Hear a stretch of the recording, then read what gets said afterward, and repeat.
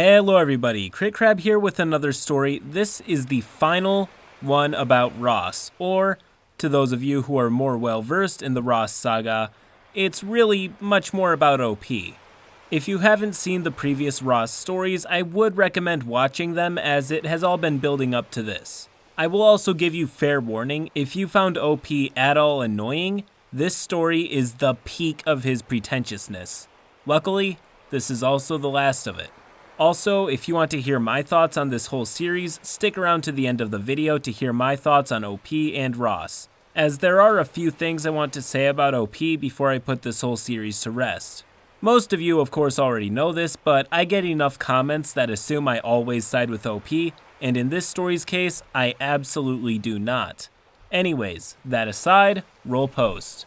I don't even know where to start with this one. I guess I should be upfront about the amount of Ross in this story.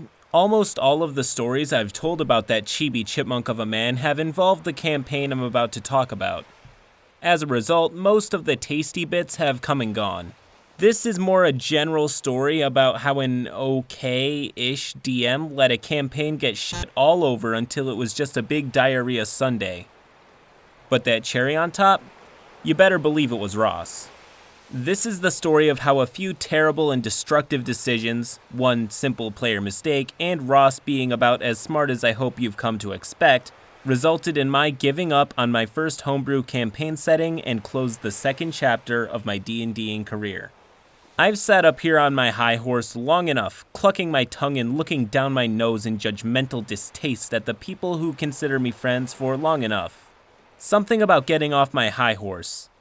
These fucking analogies are killing me, man. I don't plan what I'm going to write out, I just start typing and eventually something kinda funny comes out, I hope.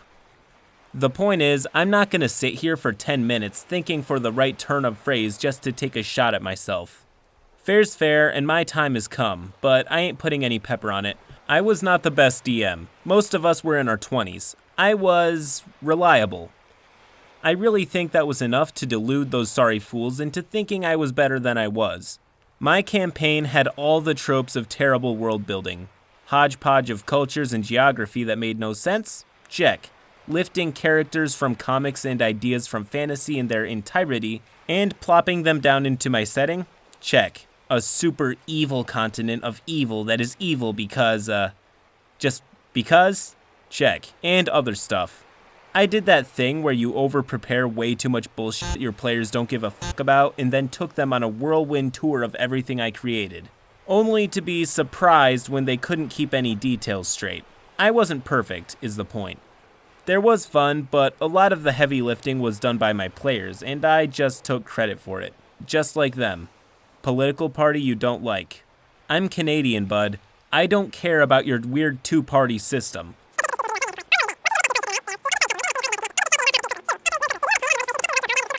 Get on with it! So that was a paragraph worth of nothing to say that a few of my players were tired and antsy. And one in particular, we'll call him Stan, was already a shit disturber. He had gotten it into his head that the head of a church, like the Pope head, was actually evil, so he decided to sneak into the Pope's chambers and confront him with his evilness. Now, the fact that the Pope actually was evil is besides the point. That the entire church was a scam and that the big bad evil god who had died in legend had actually just been broken apart, with his actual godhood becoming a new, less powerful deity, has no bearing on my anger. I was pissed. There were no clues, no telegraphs, no nothing. This was a shit disturber disturbing shit for the fun of it, and he just so happened to do it in the worst possible way. The great big epic plot, I was also too ambitious for my own good back then, that would result in my players literally recreating the world, was in jeopardy. So when Stan went after the Pope, dragging another player's character along with them, dragged is the wrong word, that guy's a little rascal all his own, we'll call him Turnip. They were approaching an extremely high-leveled villain head-on with his deepest secrets, while their allies slept unaware and vulnerable to the retribution elsewhere in the church. So I killed them. It is the only goddamn time in my life I have fucking murdered a PC without pause or regret. Idiots. But I didn't want to end the campaign there, so I had an ally sneak the rest of the party out of the church away from danger.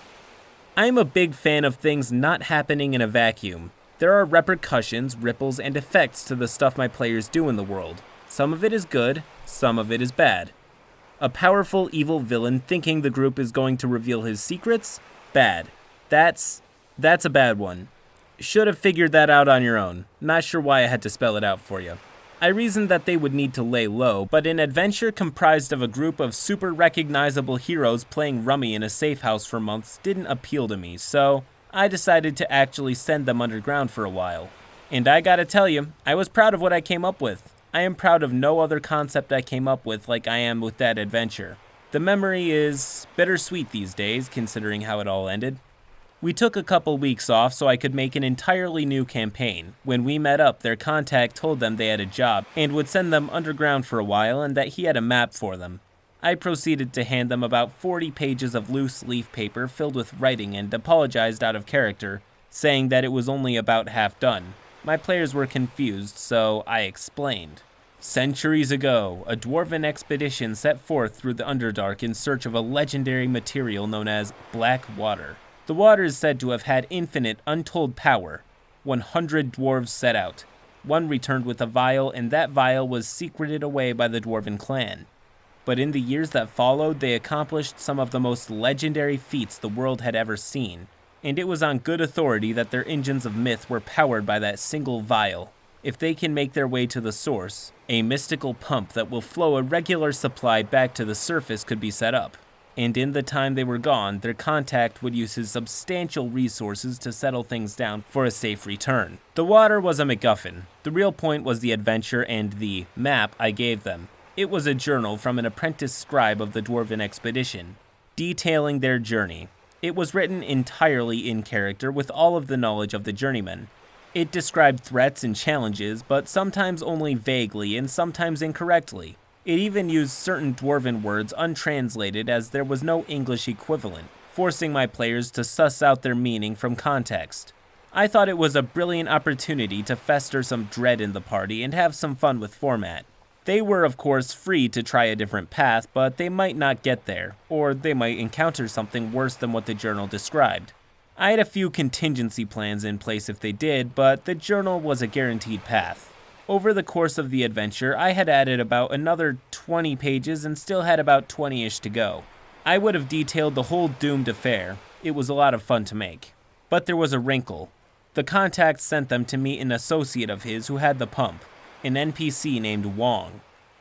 When they met Wong halfway en route to the Delve site, they discovered he was a great big bald warrior. Wong was actually evil. Actually, Wong was actually dead. This was Grigori, a character one of my party had actually met before. But that character had retired to deal with the god of the undead hating his fucking guts. Seriously, don't play with a deck of many things, and the player didn't recognize the description. He was planning on killing the party in revenge for their slights to his brothers, who they had also previously met and kinda killed on one occasion. So this is gonna be fun. Madars and aboleths and Dow and rolling balls of fungi that melted your insides with a sudden betrayal thrown into the mix. We are all set for the next dozen or so sessions. The party consisted of a glorious cleric and also the old stalwart bard who'd lasted from a session 1, both played by Eric. A badass bitch of a cleric played by Rod, a dwarven attaché played by Brandon, and a druid played by Ross. I think there was someone else, I don't know. A lot of that campaign had overshadowed my memory in the intervening years. I'd like to pause right here for one moment and describe me as a DM for a second. I grew up when D&D was hard, like gay porn hard. Experience was hard fought for, levels were magnificent achievements unto themselves, challenges were frequent and rough, and treasure was random. You rolled. That will become depressingly relevant in a moment. So, they're following the map. It first describes how the dwarven expedition spent a month building an elevator down a 500-foot underground cliff, and during that time, something was moving through the stone and snatching dwarves. So they fuck right past the Madar before it can really mess with them, and the elevator is rotted away. I'm not going to get into every little thing, I just wanted to express that there were some challenges. Luckily, I had a few good players, not Ross, who were quite adept at some creative thinking, believe me. Seriously, you gotta believe. Anyhow, they randomly roll for treasure after one encounter results in them finding the monster's hoard. One of the rolls is for some drums. Who here has actually encountered a cursed item of any substance? Like, something that will really fuck up a game. Hopefully not many. A cursed item here or there is a funny enough thing, but a DM should fucking know better than to introduce something that can really gum up the works. Seriously, don't play around with a deck of many things. The group could identify magic items. They weren't high enough level to remove curses. They all agreed to wait until they had refreshed their spells to identify everything. Then, watch came, and Brandon decides he can't wait. On his watch, he decides to play with the bongos. Well, they looked like bongos. They were drums, of deafening. I ask him how he plays with them, because I'm a big DM wearing his big boy pants and I make the decisions, no matter how terrible. You play with the cursed item, you're gonna get the curse. Literally no common sense is what I'm getting at. Brandon drums his palms on his knees, doing a little beat. Baba-da-bum-bum, hitting each palm in turn against the respective knee in succession. Back and forth, back and forth, back and forth. And I started to relax, until he finishes off with hitting both palms down against both knees simultaneously, thereby officially activating the curse. Everyone within a certain radius is officially made deaf. Permanently. Restoration is needed, which they can't cast. F me, what fun. Brandon's dwarf realizes he can't hear anymore, puts the drums back, and promptly goes to sleep in order to act just as fucking confused as all the other characters in the morning. Asshole after my own heart, that one. Okay, so the party is permanently deaf. In the Underdark. Only a quarter of the way through, with no way back the way they came, because they can't swim up a rushing waterfall. One of Ross's few good plays was saving everyone from drowning by parting the water so they could climb out. I can work with this, but you know what? Wong, he needs to go.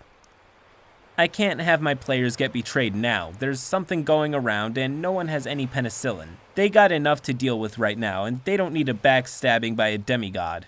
Oh, he was a demigod. Kind of. That's good information to have. So, one night while the party is camped by a river, I have Griwangi start just fucking cursing them out. They can't hear him and he hates them, so he takes the opportunity to just lay into them and say how much he's going to murder them. It's a lot. He's planning on doing a lot of murder to them. They're deaf, I hear you exclaim. How does him threatening to kill them reveal anything? Well, if you'd settle down, I'll tell you. Someone could lip read? No, but seriously, stop interrupting and I'll tell you. We could sit here all day and keep guessing, or, I could get on with it. I've been writing this crap for a week now, and it's time to head home with this shit, so zip it for 2 more seconds and I'll tell you. Ross. Ross could technically hear. As a druid, he had a familiar.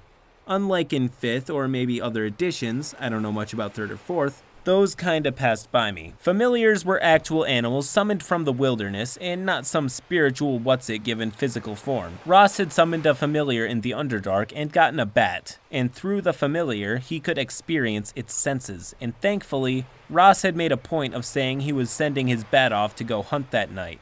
And so it was out of range of the dwarves. If he hadn't, he'd be permanently stuck with a deaf bat as his familiar, with no way to replace it. Thank fuck he sent it away or he'd be deaf as a bat. So it all comes down to Ross. Never has a more disappointing sentence been written by my hand. Ross, through his bat, hears the muttering. He can't quite make out the voice as it's low and the river is loud, but he distinctly hears threats to murder each and every member of the party. Well, everyone except Wangori. I figure that's enough to put 1 + 1 together. That's right, I had learned nothing.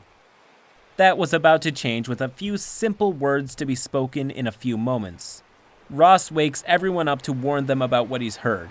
Okay, that's it. They're gonna discover Regongori is evil. Big fight, huzzahs, and back to our regularly scheduled nightmare.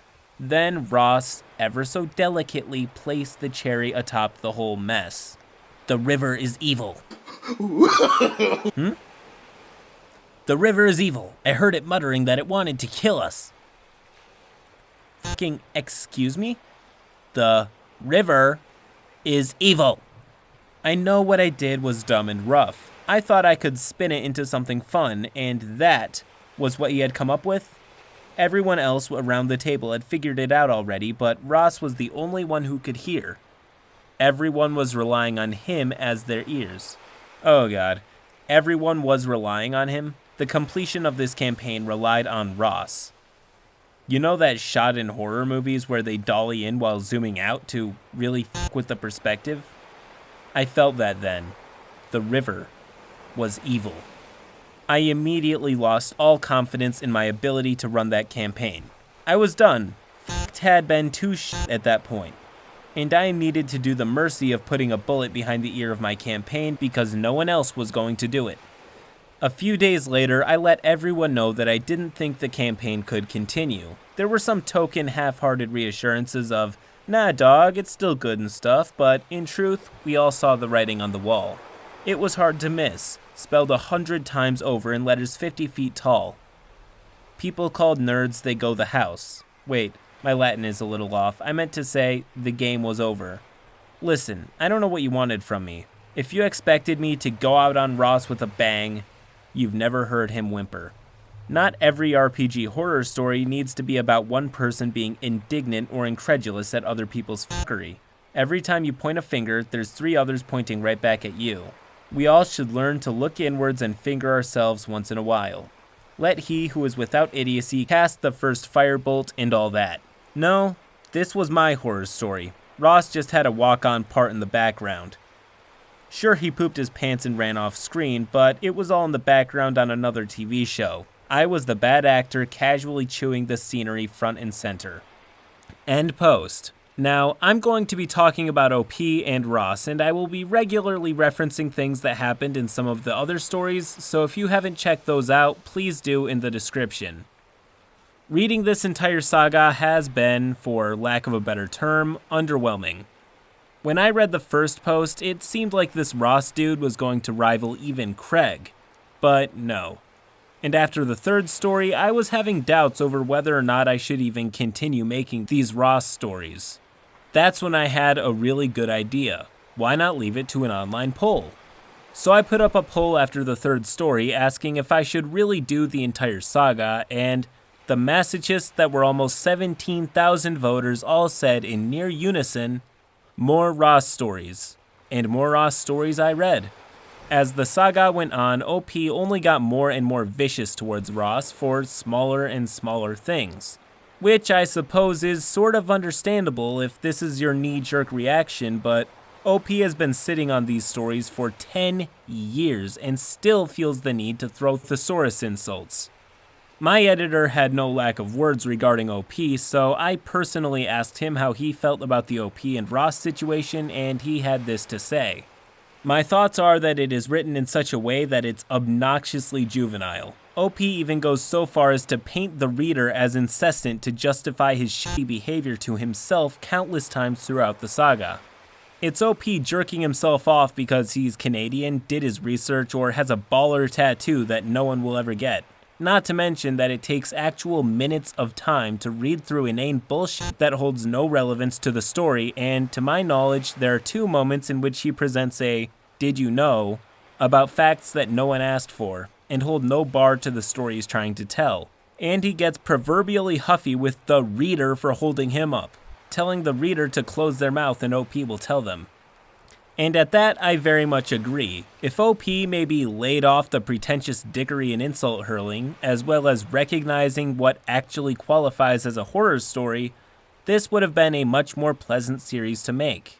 Now, some might be commenting that I'm completely overlooking Ross and sinking my claws way too deep into OP, and I'm not saying that Ross was at all innocent, but he was a hell of a lot more bearable than OP. Ross was just sort of dumb and had poor judgment at times, sometimes leading to legitimate horror stories, but OP, in my opinion, is far, far worse. OP also has been really unpleasant and passive-aggressive to any and all commenters that have mentioned his rudeness to Ross. Seriously, Ross might be a little weird and cringy, but check out this exchange between OP and a commenter without getting really bad or edgy vibes from OP.